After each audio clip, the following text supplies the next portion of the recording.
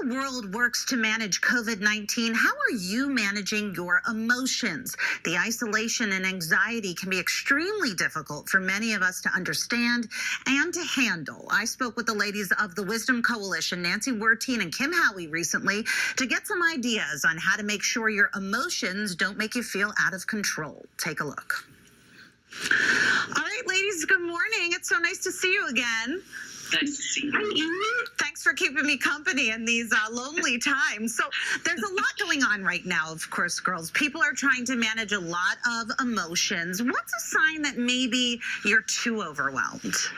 Well, we started talking about this subject, Eve, because people were telling us that they were overwhelmed. Mm-hmm. They're saying, they can't sleep, they're sleeping too much, they're flying off the handle, they're, just really irritated or really sad. They're crying a lot. And so we decided this was something that we needed to start talking about. This has been a catastrophic event. And so we're going to have really big emotions. And neuroscience tells us that to build resilience, which is really what we need right now, we're going to have to be able to tolerate discomfort. We're going to have to be able to tolerate vulnerability, and we have to be able to tolerate uncertainty. And when you think about it, boy, everything is pretty uncertain right now. So that's really key, is being able to tolerate this feeling of, I don't know when this is going to end. I don't know what's going to happen in the summer, and I don't know what's going to happen in the fall. Yeah. Well, and I also think that it's important that we address the fact that, having waves of emotion is normal, especially during times of crisis. So, we're going to have highs and we're going to have lows, and that is actually normal and okay. It's when we get stuck in the negativity, when we start to marinate in that negativity, that's when it becomes a problem. And, so to answer your question, Eve, of how do we know when we're too overwhelmed, I would say, is it interfering with your relationships? Is it impeding your ability to do everyday activities? Are you having just a difficult time managing life in general? Then I would say that you're a little too overwhelmed. Okay, yeah, good point. So if we're having some troubles, ladies, with these big emotions, what tips do you have on how to manage them? Yeah, so at the Wisdom Coalition, we actually came up with an acronym, and it's for the word CALM. And basically, the C stands for cease. Cease what you're doing. Stop. Take a breath.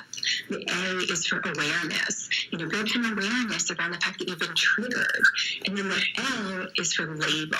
Label that emotion. Give it a name. We have to name it in order to tame it, the experts say. And then the M is for manage. And basically, when you're managing your emotions, it's asking yourself, what do I need right now? And that can be different for different people. And also, it can be different for the same person in a different situation. So, ask yourself, what do I need? Do I need to go for a walk? Do I need to talk to a friend? Do I need to talk to a professional? Mm-hmm. Yeah. And here's where it becomes kind of complicated, Eve. Like, it sounds simple, calm, but what do we do a lot of times? We attach feelings to our feelings. In other words, we think, I'm really enraged. Right. But then we say, oh, gee, I shouldn't feel that way, or we feel shame about it. And so we start this whole cycle of sort of analyzing it instead of just taking a look at managing what that feeling is. A couple days ago, I was feeling really irritated, and I spent the whole day just kind of keyed up and kind of in this overdrive of activity, which is what I do. And I was cleaning the house, which was good for the house, but it wasn't good for my family because I just didn't have a very good attitude. And it wasn't until I remembered, oh, right, calm. I went through the steps. I figured out what I was feeling and why, and then I figured out what I needed to do to manage it. And why do you think people have so much trouble understanding their emotions? Is it because they're kind of attaching more emotion to the emotion like you just explained? Yeah, I think that's part of it, Even. It's such a great question. I think that, in general, we're not taught how to identify and how to label our emotions. Experts say that in general, we can identify 3 emotions in ourselves and in others: happy, sad, and angry. And so, that's a problem. There's a whole range of emotions out there. So we need to know how to label them, but we also aren't very good at communicating them. We've never really been taught how to effectively communicate our emotions. Yeah, and we bring so many things into it. Think about it. We bring into like what was modeled for us, how we feel about ourselves. We bring all these things into it, and that's what gets it kind of muddy. And what's really interesting is that the researchers say that as a society, we are filled with half-felt emotions that we spend an enormous amount of energy suppressing. And so what we're saying is let's take some of that energy and turn it in and try to understand and manage instead of just trying to suppress what we're feeling. Okay. And we've talked about, why we might avoid our feelings. What are some common ways that we do that? What does that really look like, the avoidance element? Yeah, it's interesting. So experts say in times of anxiety and stress, we tend to fall into one or two categories. We're either over-functioning or we're under-functioning. And basically when we're over-functioning, it means that, we're just doing. We're taking control and we're not stopping. And then when we're under-functioning, it's the opposite. We freeze and we can't seem to do anything. So I think it's important that we recognize where we fall and which category we fall under, and then we prepare appropriately.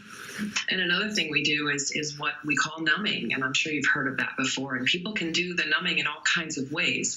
It can be alcohol or drugs, or maybe working too much, or shutting down, or shopping, or whatever it is. And so really what you have to do is try to sit with these feelings and understand what they are. And if you're having trouble with that, you might need to turn to a friend or even a mental health professional. And the good news is that right now, there are so many free online services that are offering help to people to help them decompress, to help them feel better and understand what they're going through. Great, ladies. Thanks so much. And I know you have a podcast coming up on this subject that we want to mention. Folks can go to thewisdomcoalition.com to find out more. Thanks so much. Always great advice. Always great to speak with you both. Thank you. Thanks, guys.